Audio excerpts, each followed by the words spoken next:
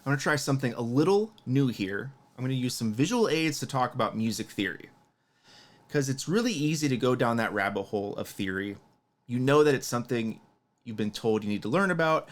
It's the mechanics, the building blocks of music. It helps you be a better musician, a better improviser, a better composer, a better arranger, all of those things.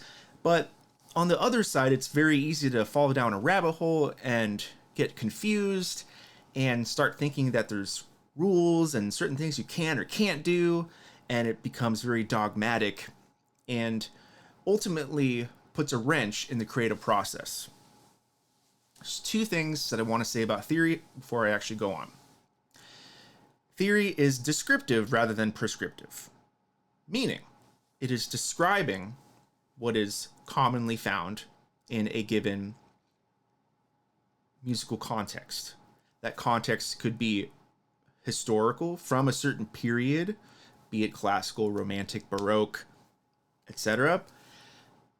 And then also, pop, jazz, rock, R&B. And it is also identifying key elements from those cultural and historical eras and styles. Things that people generally do that start to form a consensus that to play jazz, here's how we're going to talk about what has already happened. It's not the other way around. Yes, of course, there are many extant versions of theory, theses, and manuals, and all sorts of philosophical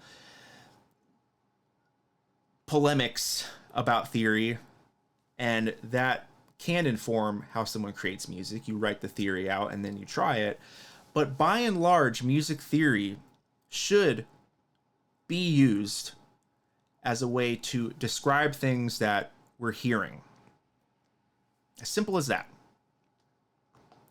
Because once you have a name for something that you recognize,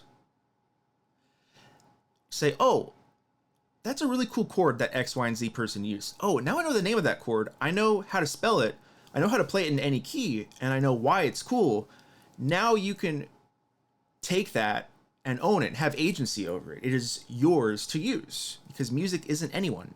It is already there. It is just for us to pluck it, out of existence. One of my favorite quotes, I think it's a Plato ideal, is that art is not created. We don't create art, we release art. So it's already there, and we just have to find it and be the conduit to put it out there. So theory is the kind of lubricant that helps us get into that new place. Go through the door, and wow, we're in this whole new room where we can build all sorts of stuff. It's not something that we want to lead us into a dead end, which it very much can. So, with that being said, let's talk about major chords and the colors and extensions that we're going to commonly find on them and what they're going to look like as far as chord symbols. Again, this is my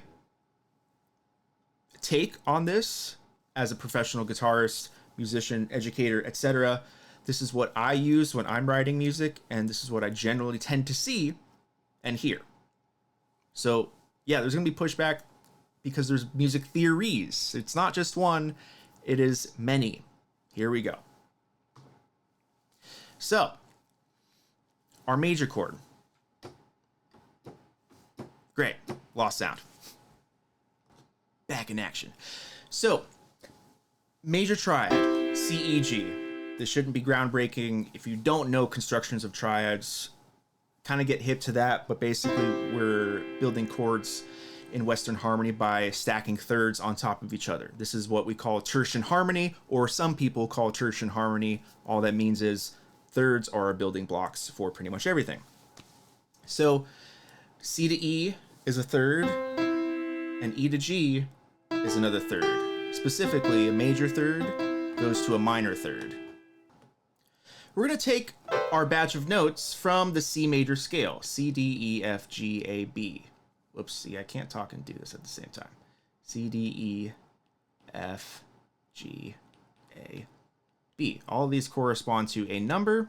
1, 2, 3, 4, 5, 6, 7. When you see just the letter as a chord symbol, that means it's a major triad. Okay, so just a letter, X, equals major triad. The first place of color we want to go to is the 7. The major 7, C, E, G, B. And I'm going to write this in color because it is a color note. 1, 3, 5, 7. Here's that. See another third from G to B. Stacking thirds from our major scale. C went to E, went to G, went to B. We're bunny hopping as we build these chords. And that major 7 sound is generally going to be cool for most major chord situations. Now, this depends on the style. But when we're talking about the 1 chord and the 4 chord, most often, you can have a major 7 on them. Whether or not it fits the style of the music, the harmonic content, if it clashes with the melody, etc., then that's a different story. Now let's go ahead and talk about extensions. After we have a 7th chord, something happens to the way we organize and label our notes, and this is really important, because what I'm about to tell you is only about labeling and the naming of them, not the sound of them. Here's what I mean. If I want to play a chord that has a major 7, C major with the major 7, and the 9, which is the 2, I'll show you what I mean.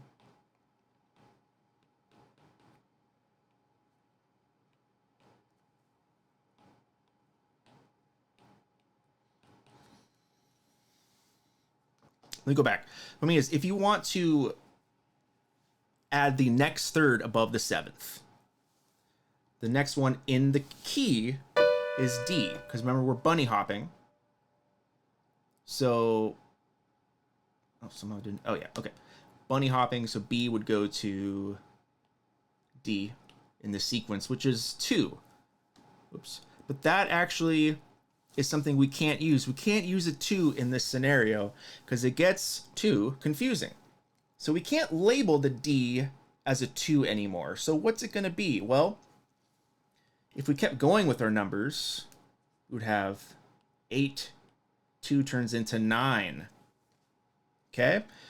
So that's where the 9 comes from. D is now 9. 9, we'll do this. 2 equals 9.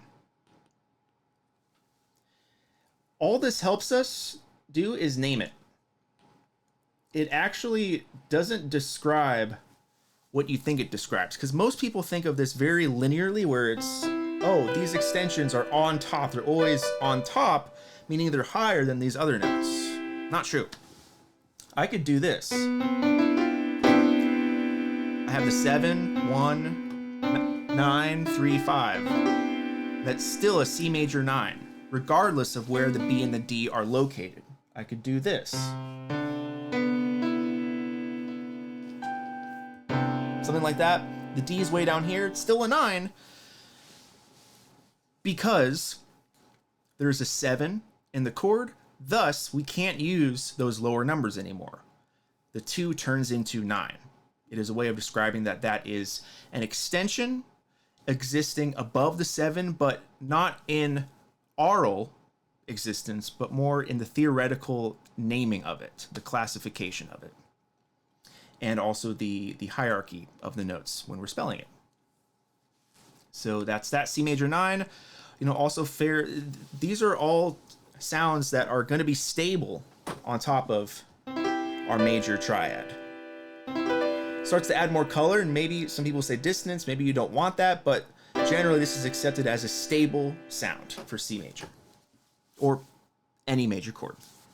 You can transpose this to any major chord, and all the same things apply. The next one's interesting because if we kept going with our numbers, E is 10, which we don't really need to worry about because the next bunny hop, excuse me, the next bunny hop is F.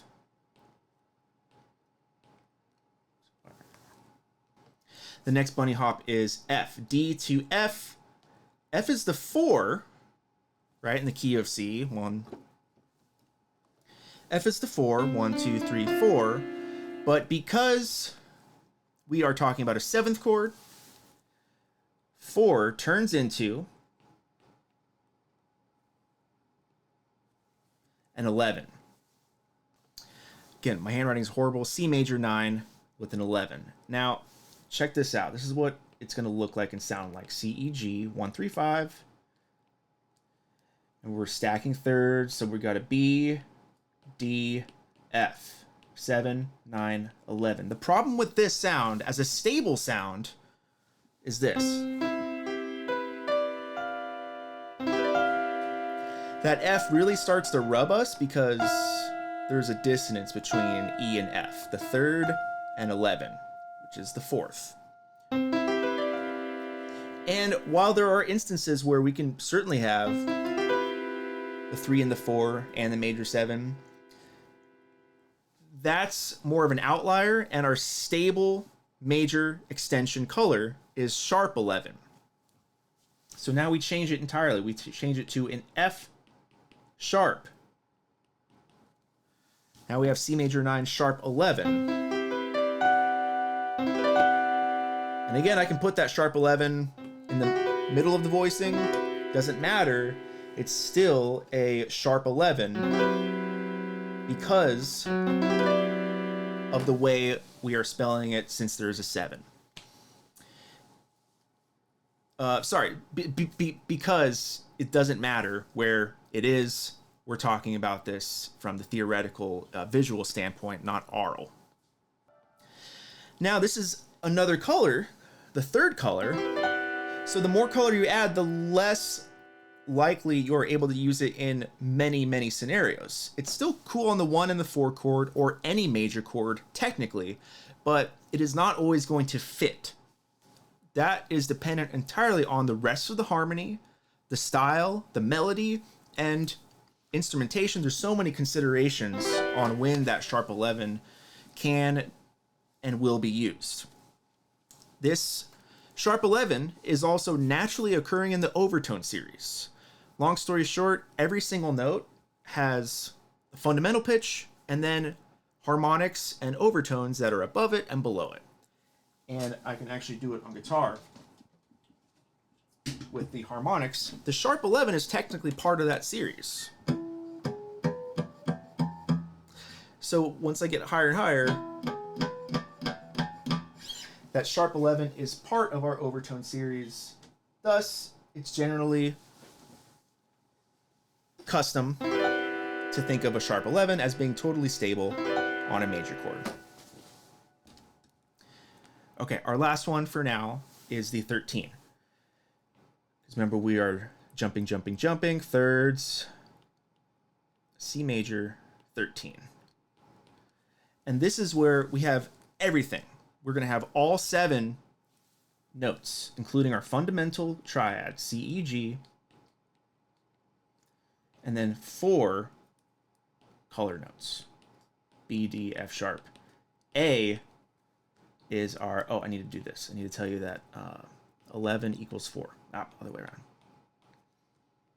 4 equals 11. 6 equals 13. Okay, just like I go up here, I extend this. G is 12, A is 13. F jumps to A. So now I have more color than not. 1, 3, 5, 7, 9, sharp 11, 13. Oops. There you go. Here's all of that. Ooh. Lots of color, very bright sounding. Certainly evoking a Lydian sound if you want to talk about modes, and we call that the brightest mode because that's the only one that raises a note, because it's C major and you raise the 4 to sharp 4. But other ways to think about it, you have this D triad over C. You're going to start to notice that there's triads on top of triads. Because what are triads built out of? Thirds. Oops. Triads equal thirds.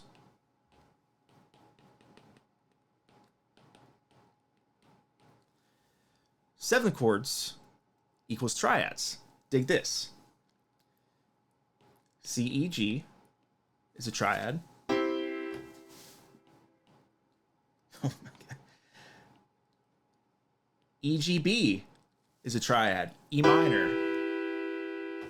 So I have C major and E minor.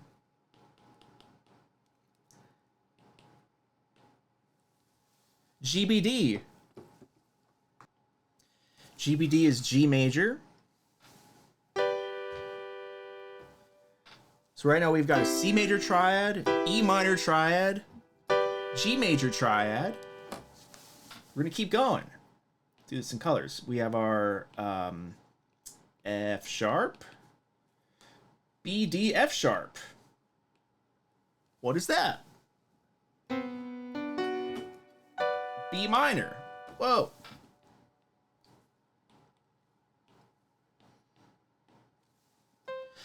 And then our last one is the A. 13. D, F sharp, A. That is also a triad. D major triad. So all of these extensions, the whole spectrum of our major colors and extensions, gives us 5 different triads right off the bat. There are other ways to look at it, but in a very linear fashion, this is how we can see it. So if I just play C down here and plays different triads, I'm going to get different variants of the extensions and colors. So it's a really nice way to break up the sound without having to do literally all of them at the same time, which is 7 notes. And it just gets, you don't actually get the full resolution, so to speak, of the colors that you want to highlight and shine a spotlight on. So again, I can play C major, I can use E minor, I can use G major, I'll play inversions, I can use B minor and D major. Those are all C major stable sonorities, sounds, but now I'm shining a spotlight on very specific parts of that sound. So as far as my nomenclature, again, I'm going to be seeing C equals triad, C major 7 equals, okay, major 7. C major 9 is including a major 7, so that's C major 7 plus the 9. The 9 override is above the 7, so that's cool. I'll just write it out. C, G, D, C, E, G, B. And then C major 9, sharp 11. And this is where you might say, well, why isn't it C major sharp 11? 'Cause that's where it gets a little confusing. I've never seen that, personally. I've read a lot of music. I haven't really seen C major sharp 11 because that might tell someone to do, well, I'm just going to do the C triad and the F sharp, not a 7 or a 9. So I tend to be very explicit because sharp 11 is not always assumed. So I want to be explicit that, hey, sharp 11 is going to be part of the sound because sharp 11 is the one that could really certainly be the most outside of a tonic sound or a stable major sound because it adds just a very specific type of brightness that is sometimes not needed. So I need to tell someone, or I need to know myself if it's part of the vibe or not. That's dictated by, well, composer's intent, and also what does the music call for? What's the harmonic context? What is the melody, etc.? What are other people playing? And the last one, this includes everything, C major, 13. So now 13 and under is potentially fair game. Notice this is an entire scale now, just in thirds.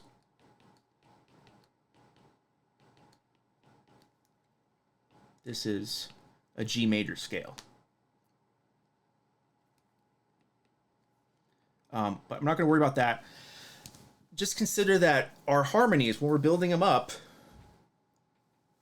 I wish I could turn this, but essentially we have a chord. This is the chord, the vertical chord. And if we knock it over, we get an entire scale. So now I'm going to spell it linearly in steps, and you get a whole scale. I'm not going to worry about what that scale is, where it comes from, but that's what's happening. The more you add colors to a triad coming from a specific scale, you're going to be including more notes from the scale, thus you're interpreting and magnifying the sound of that scale, but just in a harmonic way, not a melodic way. Harmonic meaning played at the same time, melodic meaning played separately. I want to finish with a couple other scenarios that are very common, where we're not always going to have the 7. C6. 1, 3, 5, 6. Kind of a nice, stable, soft type of color.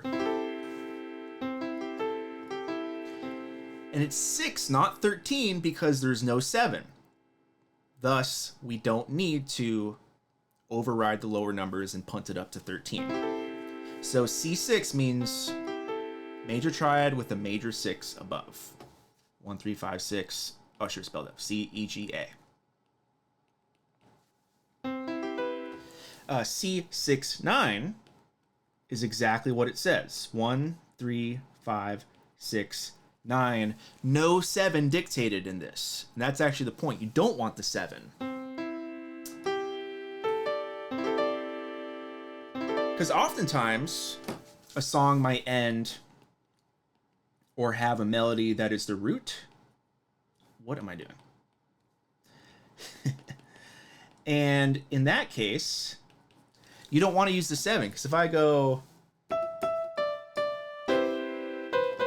da da da da, that B, that major 7's rubbing up against it. If I turn it into a 6, now there's more cushion, there's more daylight between the 6 and the 1 versus 7 and 1. And that's usually why you use a 6/9. It's a softer way to get some color out of your stable major sound without getting in the way of a potential melody. The other one would be the add, C add 9. And that's 1, 3, 5, 9. Now, see, you're going to see this, but also, technically, with my definition, it would be C add 2.